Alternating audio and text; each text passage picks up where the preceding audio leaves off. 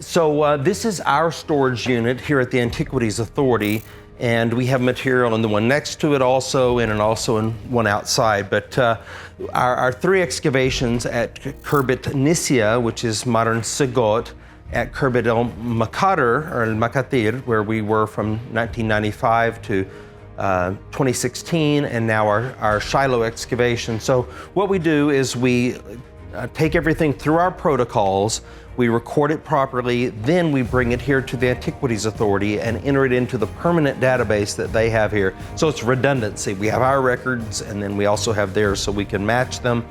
And then we, of course, label the crates and boxes. Some of it is ceramic pottery. Here you have mosaic tile samples that we saved from a floor surface. Khirbet el-Maqatir glass, fragile. So, you know, this was a bowl that we reconstructed and we've got this.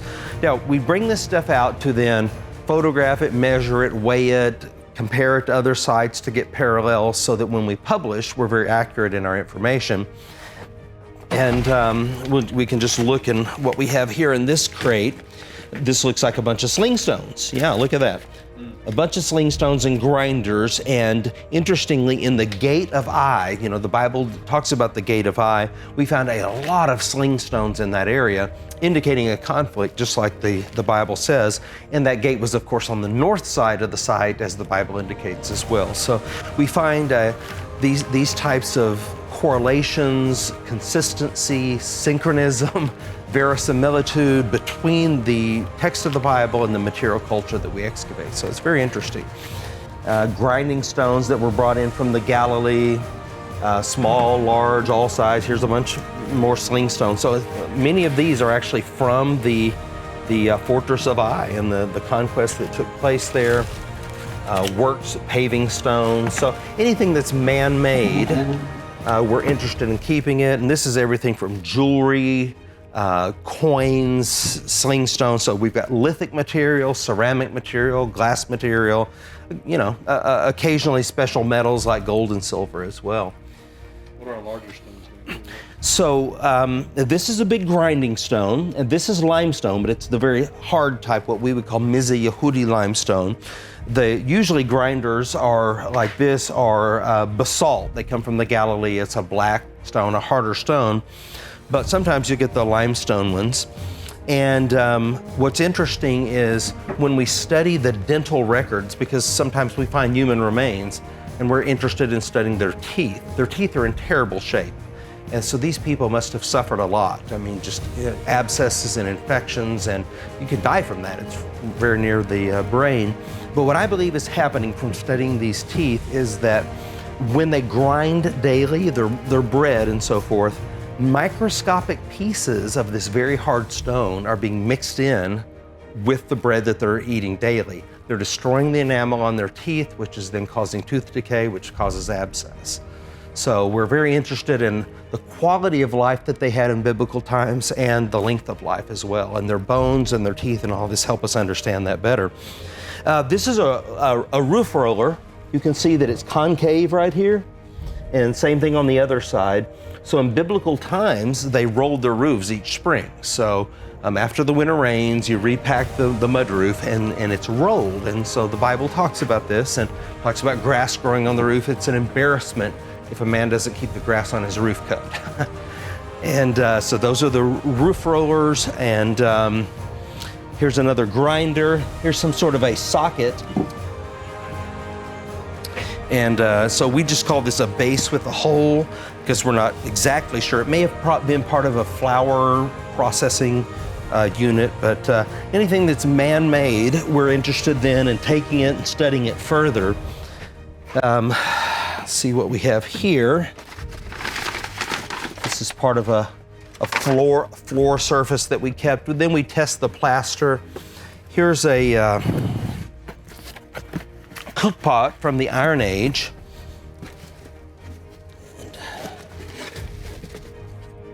So you can see that we've reconstructed this cook pot. So this is the Israelite period of the Judges, when Khirbet el-Maqatir was resettled.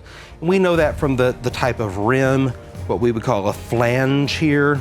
and you can see where it's burned on the bottom where it was in a fire being used as a cook pot. So here you have early Israelites, Benjamites in particular, that were using this vessel, and you can see that it's left-handed here. I'm just kidding. It is left-handed, but that doesn't prove that it's Benjamites. So the size of the grit, the limestone inclusions, the stance of the rim, all these things help us understand the time period that it came from.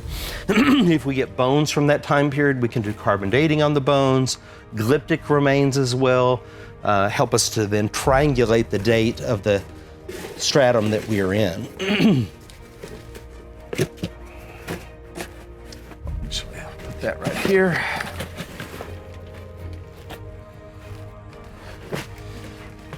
Lots of sling stones.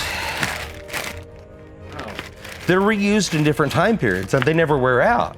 So these sling stones could have been used in the conquest of Ai, later used centuries later in conflicts because they just don't wear out. Now they can be pounders if you're not at war. What is a sling stone in one period can be a pounder, like a domestic usage as a pounder, let's say, and they just never wear out. So yeah, it just goes on and on. This is one of the more interesting ceramic pieces that we excavated at Khirbet el-Maqatir. This is a late Bronze Age storage jar. So this is from the period immediately preceding the Israelite conquest at Khirbet el-Maqatir, or Biblical Ai, if you will. And what made this so interesting is that it was an infant jar burial.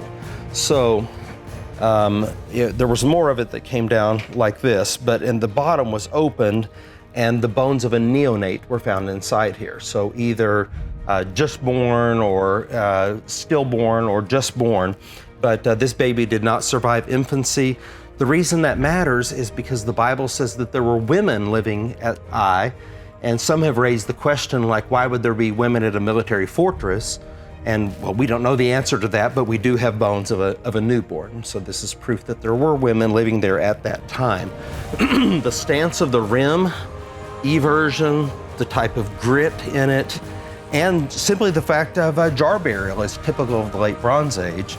And a dipper juglet was right by it, so it's apparently cultic in some way. They were maybe pouring water or oil or something like this as part of their understanding of the afterlife.